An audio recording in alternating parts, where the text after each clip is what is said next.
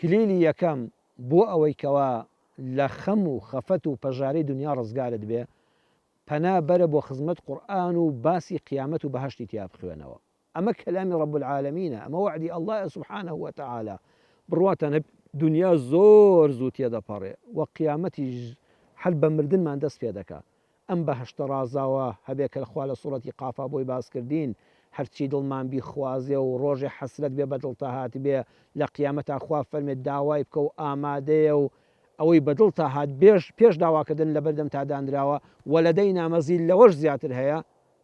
بڕواتان هەبێ گوناحمان دەکات کە ئینسان ئەوەندە خەفەت لەم دنیاە بخوا. دووەمیان بەردەوام بیری ئاەتەکەی قورئان بکەوە کە دەفەرمێ وەما تەدری نەفس ماذا تەکسیب غەدا. لە سوڕەتی لوقماندا خوای پەروەردگار دەفەرمێ وەما تەدری نەفس ماذا تەکسیب غەدا. هیچ نەفسێک نییە، هیچ کەسێک نییە لەم سەرزەویەدا بزانێت کە بەیانی چی ڕوودەدا. خوا نافەرمێ ماذا تعمل غەدا، هیچ کەسێک نییە بزانێت بەیانی چی دەکات. نەخێت تۆ خوێندکاری بەیانی دەزانی دەچی بۆ زانکۆ، ئەگەر زیندوو بی و ژیان بەردەوام بێ بەیانی تۆ دەچی بۆ زانکۆ، تۆ دەچی بۆ ئامادەیەکە، تۆ دەچی مۆزەفی دەچێ فەرمانگەکەت، من دەچمە دوکان و ئیش و بازاڕەکەم، ئەویان دەڕۆ بۆ کۆمپانیاکەی، ئەویان دەڕۆ بۆ سەفەرەکەی. خوا نەیفەرموو ئەوە مانیعە، نەخێەوە بەرنامەی ژیانمە و بەرنامەم داناوە بەیانی کارەکانم بەو شێوەیە دەبن. بەڵام تەکسیب غەدا، هیچ کەسێک نازانێت بەیانی دەستکەوتی ڕۆژەکەی چی دەبێت، بەیانی چی لێ بەسەر دێ لەو ڕۆژەدا، ئەمە کەس نایزانێت. بەرنامەی ژیانی خۆت داناوە ئاساییە، بەڵام تەکسیب غەدا پێمان ناڵێت چۆکدادا. ئەمە ئاەتە زۆر خەڵک یعنی ئەژنۆی پێدەشکێت لە خوای گەورە فەرموویەتی نازانی بەیانی تۆ چی دێتە ڕێگات، یعنی دانیشەوە خەفەت بار بە. نا، ئەمە گەشببینیە.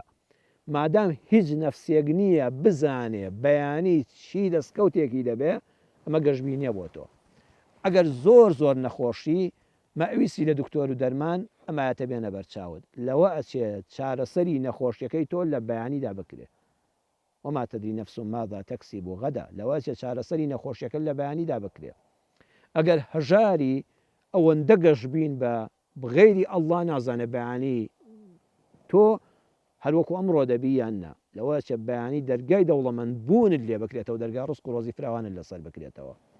ئەگەر لە گرتوخانەدای گەشببین بە لەوە چە بەیانی لە دەرەوە بی ئەو دیوشیشە ژوورە تاریکەکان بەجێ بێڵی.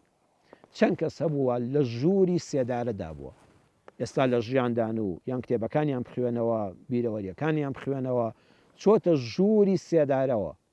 یعنی وەسیەتنامەی پێنووسراوە، ڕاستپاردەکانی بۆ کەسوکاری پێ سفێردراوە، دوجار کەسوکاری پێبیندراوە، بەڵام لێبوردنێک لەو کاتەدا لەلایەن سەرۆکی وڵاتەوە دەرچووە.